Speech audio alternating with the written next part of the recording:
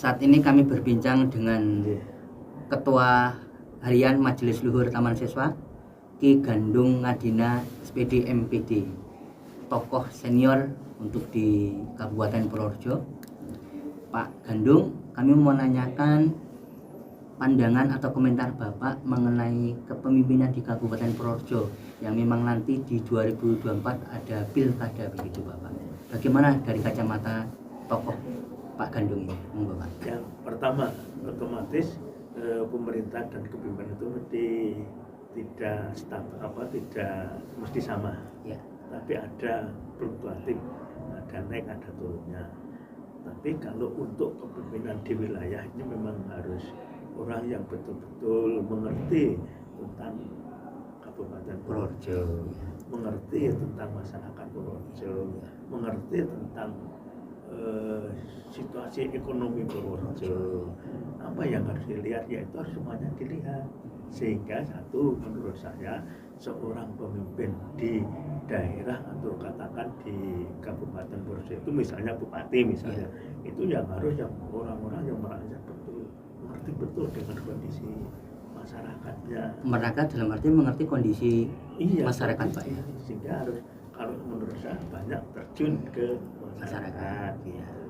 Apalagi zaman sekarang sudah dengan adanya dengan digital medsos kan sudah harusnya itu ditangkap ya dengan baik. Ini menurut hemat kami ya, perkembangan di Purworejo dari sejak tahun 73 sudah masuk Purworejo, walaupun masih anak kecil pada waktu itu, ya sudah ada perkembangan yang bagus. Nah, untuk mempertahankan perkembangan yang bagus itu diperlukan seorang pemimpin yang betul-betul bisa merakyat sesuai dengan kepemimpinan yang di lingkungan Taman Siswa oleh Ki Hajar Dewantara dengan trilogi kepemimpinan. Apa itu Pak?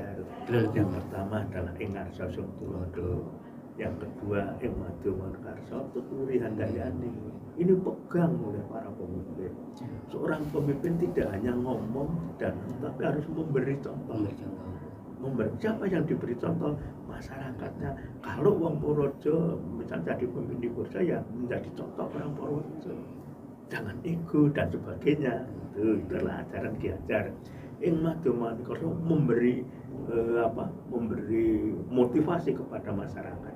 Misalnya UMKM, bagaimana diberi masyarakat untuk bisa berkembang usaha dengan bagus. Di samping memberi dorongan, motivasi, tapi juga harus memberikan satu bantuan sarana untuk pengembangan itu.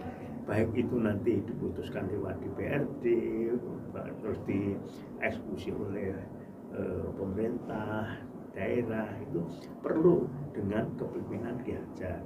Yaitu sekali lagi Ing Ngarso Tulodo memberi contoh. Jangan hanya menjadi contoh, jangan hanya memberi contoh. Bisa menjadi contoh. Iya, bisa menjadi contoh. Yang kedua, Ing Madu Karso memberi motivasi kepada masyarakat. Supaya bisa memberi motivasi kepada masyarakat, maka harus banyak terjun ke lingkungan masyarakat. Nah, gitu. Tidak hanya duduk di atas gitu. Satu. Kemudian yang ketiga adalah Tuturi Handayani, mengikuti kehendaknya masyarakat. Kalau misalnya contohnya seseorang akan menuju ke suatu tempat, arahnya ke selatan, kok dia berbelok-belok, itu diluruskan. Caranya bagaimana meluruskan? Dengan cara Ing Ngarso Tulodo tadi. Insya Allah dengan sistem trilogi kepemimpinan Ki Hajar kalau diterapkan akan lebih bagus dimanapun itu. Kemudian tentang sekolah itu sekarang yang namanya SLTA, SMA, SMK itu kan menjadi hubungannya gubernur secara administrasi. Tetapi secara legal yang sekolah di Purworejo adalah masyarakat rakyatnya Purworejo. Maka harusnya stakeholder yang ada di eksekutif maupun di legislatif itu juga bagaimana memberikan motivasi kepada sekolah-sekolah yang administrasi itu menjadi provinsi, tapi orang-orang yang di sini sekolah kan orang Purworejo ya otomatis bukan tanggung jawab ya, tapi juga menjadi salah satu hal yang harus diberikan oleh Purworejo. Kalau sekarang saya nggak bisa matur. Iya. Kira-kira apa Pak yang perlu ditingkatkan lagi di Kabupaten Purworejo? Kalau Bapak tadi pemimpin harus memberi contoh tadi. Ya. Satu, harus yang pokok memberi Sektor apa, contohnya. Pak, ya? Yang kedua di bidang ekonomi. Ini belum begitu meningkat untuk Pak dibandingkan mungkin kabupaten kota Mungkin sekitar. sudah ada peningkatan, tapi harus ditingkatkan kembali. Supaya apa? Supaya masyarakat itu adalah bisa lebih sejahtera di bidang ekonomi, di bidang pendidikan. Ini harus pendidikan. Karena apa? Karena hebatnya suatu bangsa itu karena hebatnya sumber daya manusia. Ya, hebatnya Purworejo karena hebatnya sumber daya manusia Purworejo. Nah, sumber daya manusia itu yang menyiapkan satu-satunya sekolah Pak, ya. dari TK sampai perguruan tinggi.